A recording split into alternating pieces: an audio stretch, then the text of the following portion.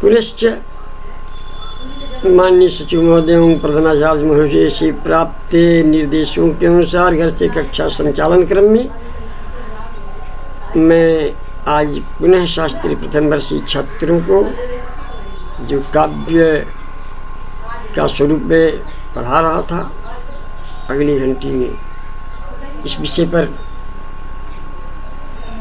शास्त्री प्रथम वर्षीय छात्रों को विश्वविद्यालय द्वारा स्वीकृत पाठ्यक्रमानुसार साहित्य दर्पण का प्रथम परिच्छेद में पढ़ा रहा हूँ। अदोषो शब्दार्थों काव्यम ये हो गया। ननु कश्चित् एवांशोऽत्र दुष्टो न पुनः सर्वपि चेत् तर्हि यत्रांशे दोषः स्वकाव्यते प्रयोजकः यत्र ध्वनि से उत्तम काव्य प्रयोजक इत्युभाव्य अंशाभ्याम उभयतो आकृष्यमाणमिदं काव्यम काव्यमवाक्यं न स्यात्। ये आचार्य विश्वनाथ का इस पर कमेंट्री है। करते हैं, ये कहते हैं कि नित्य कश्चित् एवांशोऽत्र दुष्टः न पुनः सर्वोपि। यदि कुछ अंश इसमें दोष हो, पद्य में काव्य में कुछ अंश में दोष हो तो न पूरा सर्वोपि सब में दोष नहीं है। तरी यत्रांशे दोषः, जिस अंश में दोष हो सो अकाव्यत प्रयोजक उसको अकाव्य मान दिया जाए। और यत्र ध्वनि जहाँ उत्तम काव्य है सो उत्तम काव्य प्रयोजक उसको उत्तम काव्य मान लिया जाए। ऐसा मानकर चलते हैं कि एक श्लोक में 4 चरण हुआ करते हैं। मान लीजिए कि एक चरण में दोष है तो उसको अकाव्य मान लें और 3 चरण में उत्तम काव्य तो उसको उत्तम काव्य कर लें, तो वो 3 चरण का तो श्लोक कोई होगा नहीं, काव्य होगा नहीं। अंशाभ्याम ऐसी स्थिति में उभयतः आकृष्यमाणम दोनों तरफ खींचा जाता हुआ काव्य और अकाव्य की श्रेणी में खींचा जाता हुआ काव्यम अकाव्यम किमपि न स्यात्। ये न काव्य ही हो पाएगा और न अकाव्य ही हो पाएगा। इसलिए न कश्चित् अंश कश्चिदेव अंशम काव्य से दुष्यंतः दुष्टादि दोषः। श्रुति दुष्टादि जो दोष होते हैं काव्य के किसी एक अंश को दूषित नहीं कर पाते हैं। न कश्चित् एवांशम काव्य से दुष्यंत, किसी एक अंश को दूषित हो नहीं कर पाते हैं। शुद्ध दुष्टादि दोष किसी एक अंश को दोषी नहीं कर पाते हैं। ये शुद्ध दुष्टादि जो दोष होते हैं, इसलिए किंतर ही सर्वमेव काव्य, तो क्या सभी तब काव्य क्यों नहीं उसको मान लें, तो फिर उसको अदोषी शब्दार्थ शब्द काव्य में अकाव्य क्यों माने उसको। इसे ये कह रहे हैं कि काव्यस्य आत्मा भूतस्य रसस्य अनपकर्षत्वे तेषां दोषत्व विनांगीक्रियते। यदि काव्य में किसी अंश में थोड़ा सा दोष दुष्टादि दोष हो और उससे काव्य के रस का अपकर्षण नहीं होता और काव्य के रस में किसी प्रकार की त्रुटि नहीं होती है, काव्य का रस उससे कोई छिन्न भिन्न नहीं होता है, तो ऐसी स्थिति में काव्य के दोष रस से अल्परखत्व रस का अपकर्षण नहीं होता है, तो तेषां दोषत्व विनांगी करते, तो इसलिए उस काव्य का दोष भी अंगीकार नहीं किया है। क्योंकि काव्य का तो हृदय यानी रस, काव्य का हृदय तो रसना है, रस का अपकर्षण नहीं होता तो फिर दोष क्यों माने उसको। अन्यथा नित्य दोषम दोष्य अनित्य दोषत्व व्यवस्था भी नश्यत। इसीलिए काव्य में 2 तरह का दोष माना गया है, एक नित्य दोष माना गया है, एक अनित्य दोष माना गया है। अनित्य दोष रहने से काव्य रस का अपकर्षण नहीं होता है, नित्य दोष होता है तो काव्य रस का अपकर्षण होता है। ऐसे यहाँ काव्य रस का अपकर्षण होता है वो काव्य की श्रेणी में उसकी गणना नहीं की जाती है। यदुक्तम ध्वनिकृता, ध्वनिकार ने आनंदवर्धन ने, ध्वनिकार कौन है? आनंदवर्धनाचार्य, जो सप्तम शताब्दी में उसका कार्यकाल है। यदुक्तम ध्वनिकृता ध्वनिकार ने कहा है श्रुति दुष्टादयो दोषा अनित्याजेत दर्शिता। श्रुति दुष्टादयो दोषा अनित्याजेत दर्शिता ध्वन्यात्मन्येव श्रृंगारे तेया इत्विदाहिता।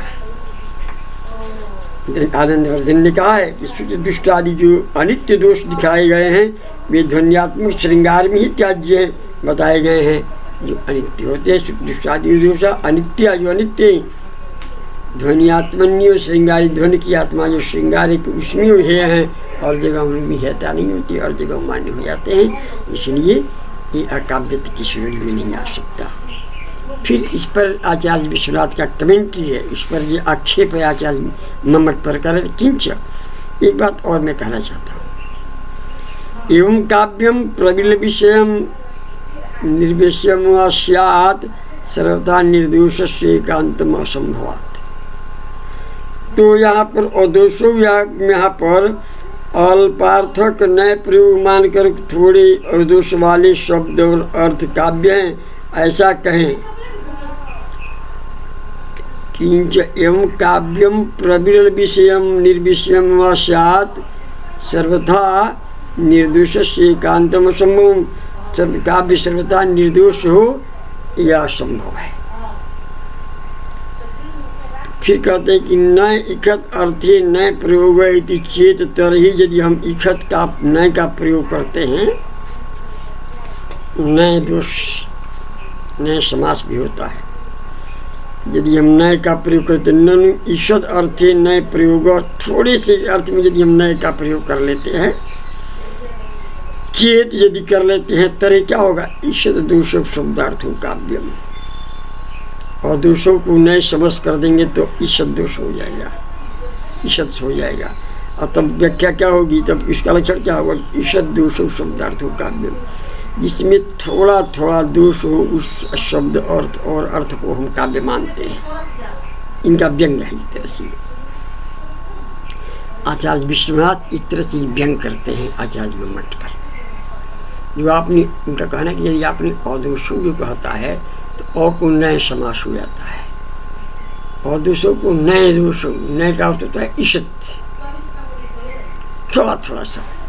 अदोषों शब्दार्थों काव्यम को ईषद शब्दार्थों काव्यम यदि हम कहें, अर्थात जिस काव्य में थोड़ा थोड़ा दोष हो ऐसे शब्द और अर्थ को हम काव्य मानते हैं। यदि ऐसा कहें तो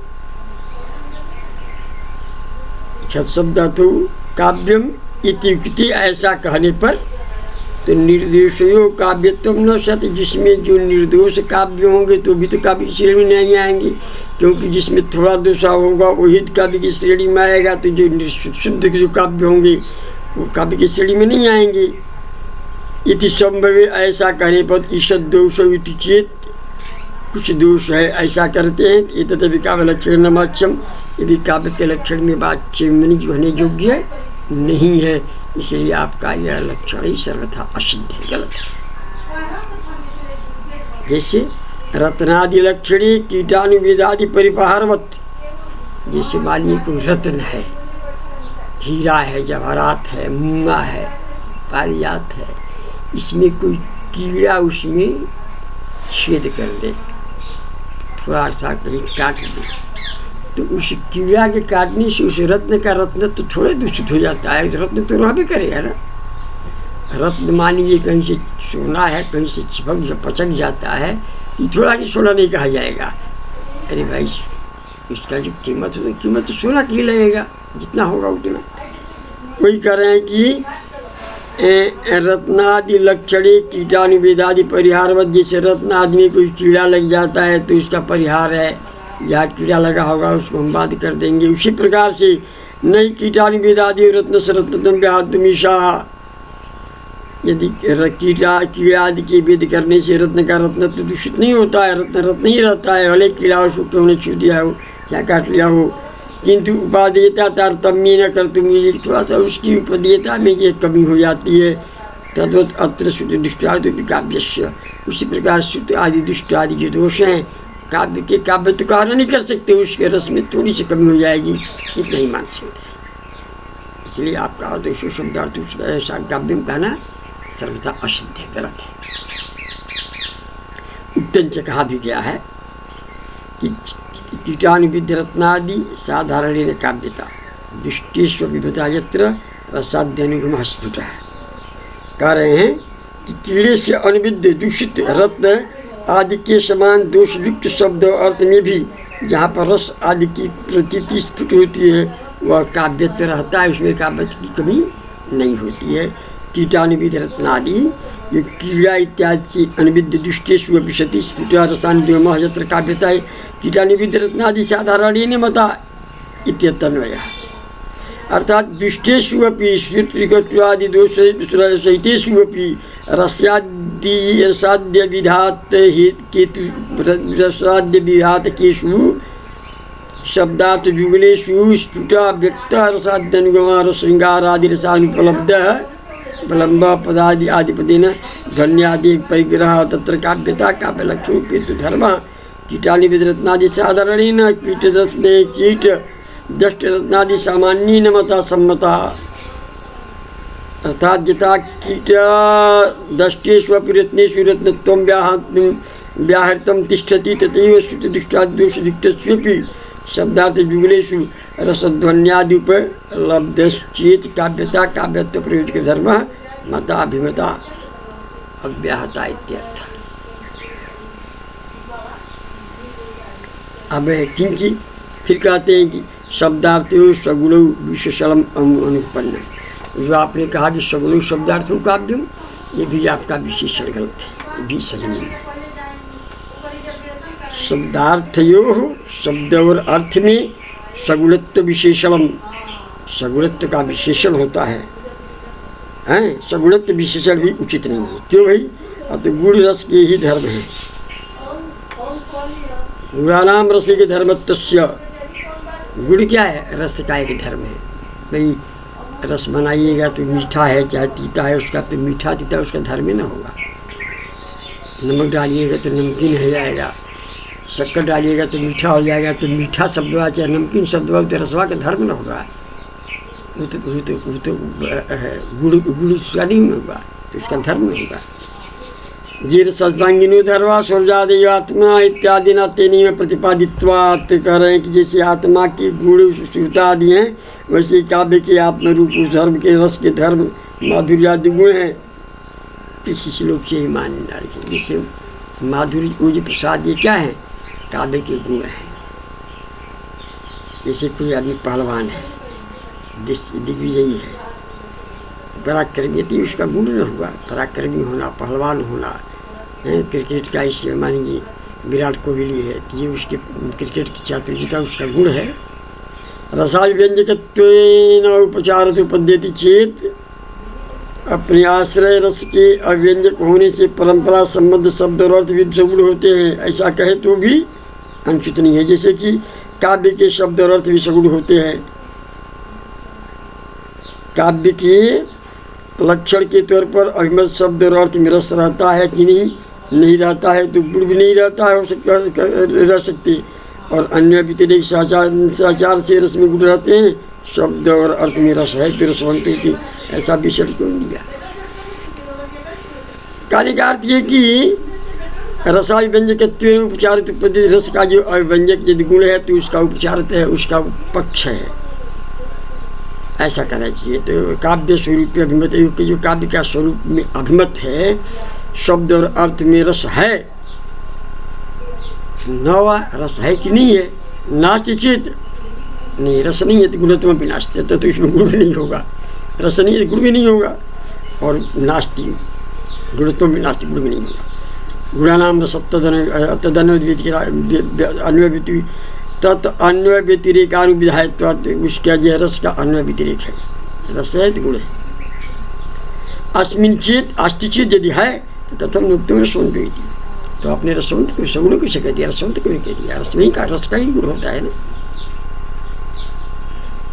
तरी सरस्वती तो फिर सरस कहना चाहिए, सगुण क्यों कहेंगे? सरस कहेंगे, सरस का ही गुण है, न सगुण, सगुण नहीं कह सकते। नहीं प्राणिमंतो देशा किरापिक्षते ननु शब्दार्थ सगुण, ये नहीं कह सकते ये प्राणिमंत देश है। अरे प्राणिमंत तत्र जना तिष्ठन्ति, तत्र देशे प्राणिमंतः जना तिष्ठन्ति, प्राणिमान जी लोग उसमें निवास करते हैं। शब्दार्थो सगुण इत्यनेन गुणाव्यंजकौ शब्दार्थो काव्ये प्रयोज्यौ इति अभिप्रायति चेत, यदि आप सगुण सगुण शब्दार्थों सगुण शब्दार्थ ऐसा कहते हैं, गुणाव्यंजक जो वाक्य शब्द अर्थ हैं काव्य प्रयोज्य है, ऐसी यदि अभिप्राय आपका है तो न गुणाव्यंजक शब्दार्थ वत्स्य काव्य उत्कर्ष मात्राधायकत्व, तो ये गुण काव्य व्यंजक जो शब्द और अर्थ हैं उसके काव्य में उत्कर्ष मात्रा के आधायक नहीं हो सकते, काव्य में उत्कर्ष की मात्रा को नहीं बढ़ा सकते। न तो स्वरूपदायक न उसके स्वरूप को ही आधारित कर सकते हैं। कहा भी गया है कि काव्यस्य शब्दार्थो शरीरम। क्या है? शब्द और अर्थ काव्य का शरीर है। काव्य से शब्दार्थम शरीरम, शब्द और अर्थ काव्य का शरीर है। रसादिश्चात्मा, रस क्या है? उस काव्य की आत्मा है। गुणा सौर्जादि, गुण क्या है? सौर्ज पराक्रम उसके गुण है। दोषा कालत्वादि, दोष क्या है? कालत्वादि दोष है। रीतियों अवय संस्था विशेष, रीतियाँ क्या है? उसके अंग विषय, अंग प्रत्यंग है। अलंकार कटक कुंडलादि, अलंकार क्या है? कटक कुंडलादि के समान है। ये तीन अनलंकृति पुनः क्वापि यदुक्तम तदपि अपास्तम, इसलिए आपने अनलंकृत पुनः क्वापि जो कहा है वो भी अपास्त बने। आपकी कथन जो है फेल हो गया, गलत हो गया, असिद्ध हो गया। क्यों भाई? कैसे कह रहे हैं कि अस्यार्थ, इसका अर्थ ये हुआ कि यह सर्वत्र सालंकारो क्वचित अस्फुटालंकारो अपि काव्य शब्दार्थो काव्यम इति तत्र सालंकार शब्दार्थोरपि काव्य उत्कर्ष मात्राधायकत्वात्। कह रहे हैं कि सर्वत्र सालंकारो सब जगह अलंकार है, और कहीं कहीं अस्फुट अलंकार वाले शब्द अर्थ को भी काव्य होते हैं। इसमें अलंकार युक्त शब्द और अर्थ भी काव्य में उत्कर्ष मात्राधायक रहते हैं, अर्थात लक्षण रूप नहीं हो सकते। जहाँ कहीं कहीं अलंकृति रहेगी, जहाँ शब्द अलंकार है तो उसको काव्य नहीं मानेंगे हम। अनलंकृति कह रहे हैं, अनलंकृति कहीं कहीं अलंकार हो न हो तो भी काव्य मानेंगे। आप पूर्णतः अलंकार तो काव्य नहीं मानेंगे, आपकी बात ही गलत है। इतने वक्रोक्ति का भी जीवित में वक्रोक्ति जीवितकार स्वरास्तव में कोई कहता कि वक्रोक्ति आचार्य कुंतक का बात है। एक आचार्य कुंतक हुए हैं, उनका है वक्रोक्ति का भी जीवित, उनकी पुस्तक कलाम है। उनका कहना है कि वक्रोक्ति का भी वक्रोक्ति टेढ़ा बोलना माने यही काव्य का जीवन है कि वक्रोक्ति का भी जीवितम, वक्रोक्ति जो काव्य जीवन आपने कहा है।